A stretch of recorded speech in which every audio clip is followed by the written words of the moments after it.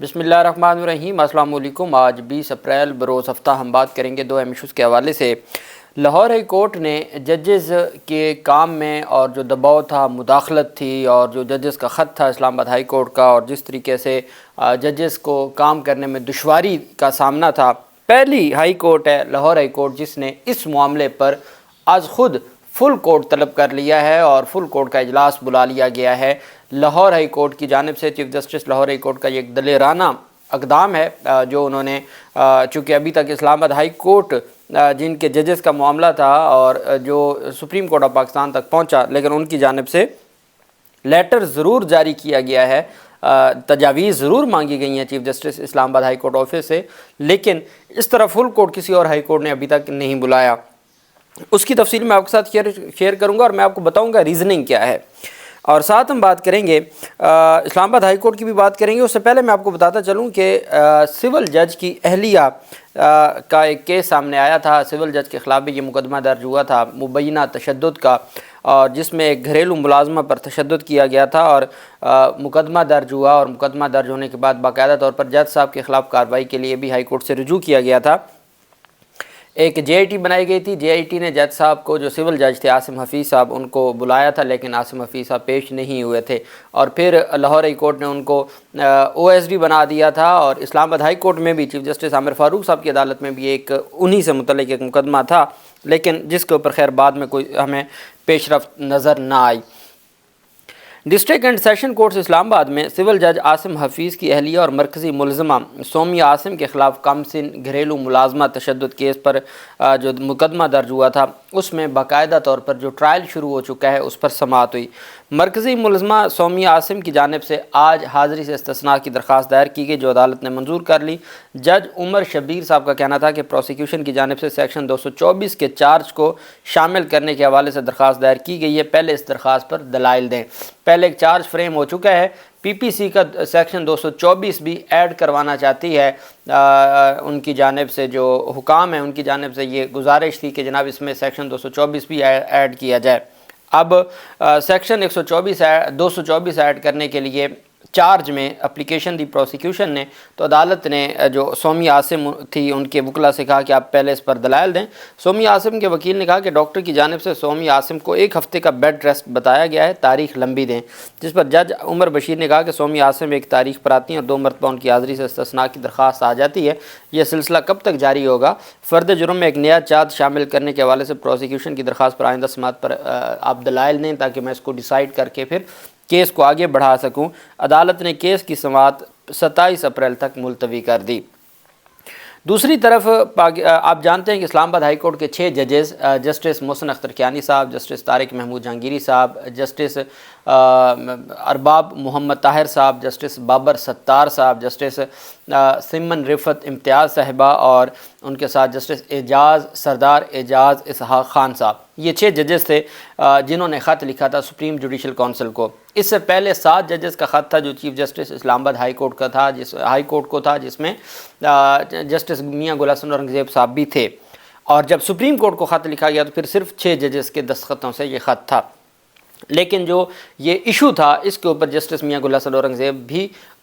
اپنے 6 ساتھی ججز کے ساتھ تھے، اور انہوں نے بھی وہ اس خط میں شامل تھے جو خط لکھا گیا تھا اسلام آباد ہائی کورٹ کے چیف جسٹس کو۔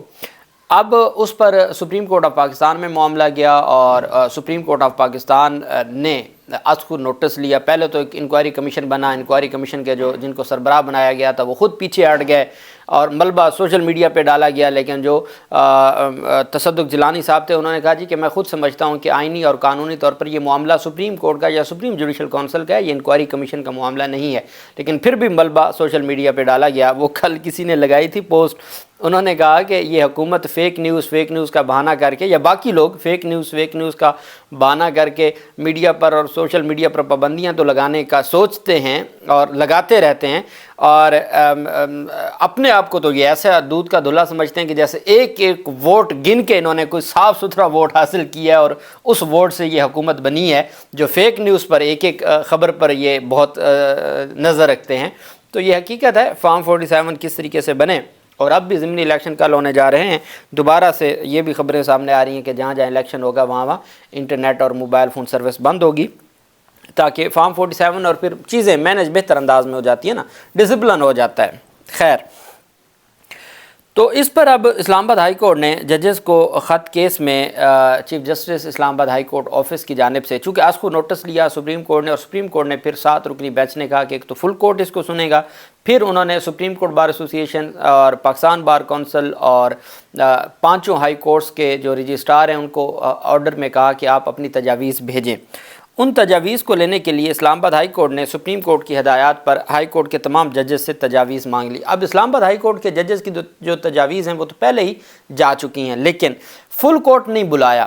فل کورٹ بلانے کی بجائے ٹوٹل 8 ججز ہیں اسلام آباد ہائی کورٹ کے، 7 وہ ہیں جو خط لکھنے والے ہیں، پہلا خط، اور پھر 6 ہیں جو بعد والا خط لکھنے والے، اور ایک بچ گیا چیف جسٹس عامر فاروق صاحب۔ تو انہوں نے یہ خط لکھا ہے تمام ججز سے، سوموار تک تجاویز مانگ لی ہیں۔ ڈسٹرکٹ اینڈ سیشن جج ایسٹ اور ڈسٹرکٹ اینڈ سیشن جج ویسٹ اسلام آباد سے بھی تجاویز طلب کر لی گئی ہیں۔ پیر تک تمام ججز کو تجاویز بھجوانے کی ہدایت کی گئی ہے۔ ججز کو سپریم کورٹ کے حکم نامہ کی کاپی بھی بھجوائی گئی ہے۔ ججز کی تجاویز کے بعد فل کورٹ بلانے یا نہ بلانے کا فیصلہ ہوگا۔ سپریم کورٹ نے ہائی کورٹس ججز کے خط کے معاملہ پر تجاویز مانگی تھیں۔ اب ہونا تو یہ چاہیے کہ ہر صورت اس پر فل کورٹ ہونا چاہیے، اور فل کورٹ تجاویز جو اسلام آباد ہائی کورٹ کے ججز نے ایک اس میں آپشن دی تھی کہ ہائی کورٹ کے اور سپریم کورٹ کے یا جو اعلیٰ عدلیہ کے ججز ہیں ان پر مشتمل ایک کنونشن ہونا چاہیے، یہ انہوں نے یہ مطالبہ کیا تھا۔ تو یہ کنونشن ہو جائے گا، اگر تمام ہائی کورٹ فل کورٹ بلا کے تجاویز دیتی ہیں تو یہی کنونشن ہے، اور تو کنونشن نہیں ہو سکتا۔ لیکن چیف جسٹس ملک شہزاد صاحب جو لاہور ہائی کورٹ کے جج ہیں، ان کی جانب سے بہرحال تگڑا جو فیصلہ سامنے آیا، عدلیہ میں مداخلت کرنے والے عناصر سے کیسے نمٹا جائے، اس عنوان سے انہوں نے فل کورٹ طلب کر لی ہے لاہور ہائی کورٹ کی۔ عدلیہ کی آزادی کو محفوظ بنانے کے حوالے سے اور اس پر غور کرنے کے لیے chief justice Lahore high court justice Malik Shahzad Ahmad Khan نے فل کورٹ اجلاس طلب کر لیا۔ چیف جسٹس ہائی کورٹ نے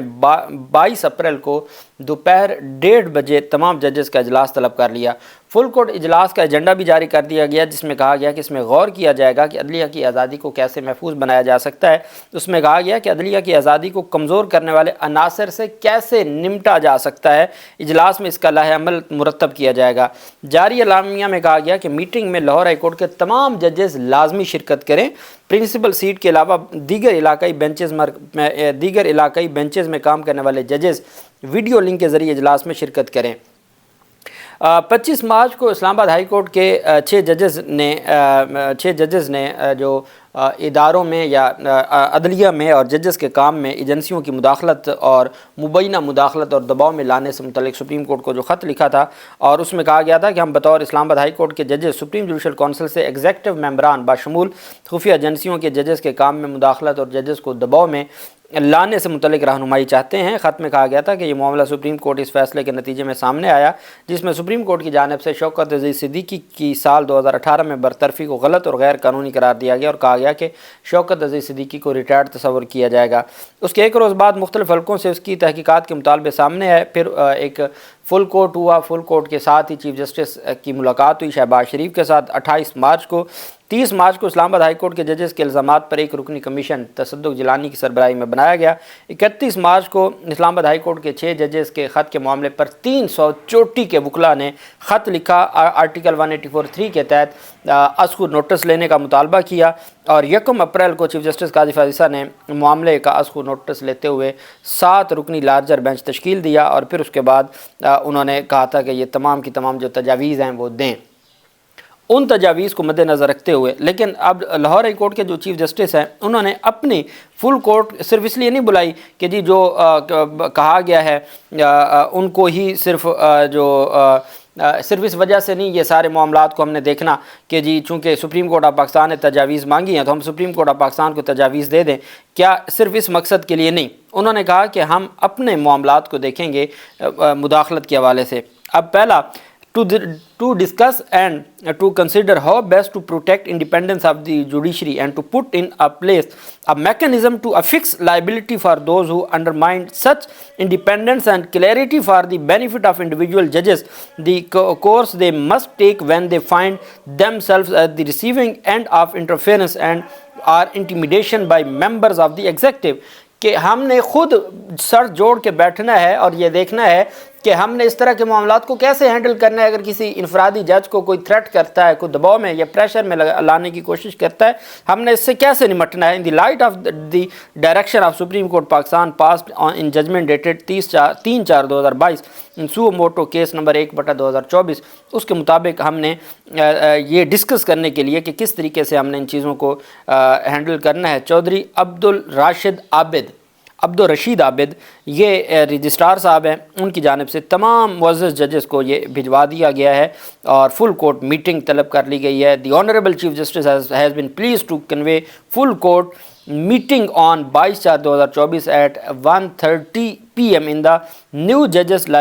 library at principal seat wherein following agenda items will be taken up۔ کہ جی صرف یہی ایک ایجنڈا ہوگا جس کو دیکھا جائے گا، مبینہ مداخلت اور اس سے کیسے نمٹا جا سکتا ہے اور کیسے اپنے آئین اور قانون کے لیے کھڑا ہوا جا سکتا ہے۔ اس کے اوپر جناب فل کورٹ میٹنگ بلا لی ہے لاہور ہائی کورٹ کے چیف جسٹس نے۔ اللہ پاک پاکستان کا حامی و ناصر ہو۔ بہت شکریہ۔ اللہ حافظ۔ پاکستان زندہ باد۔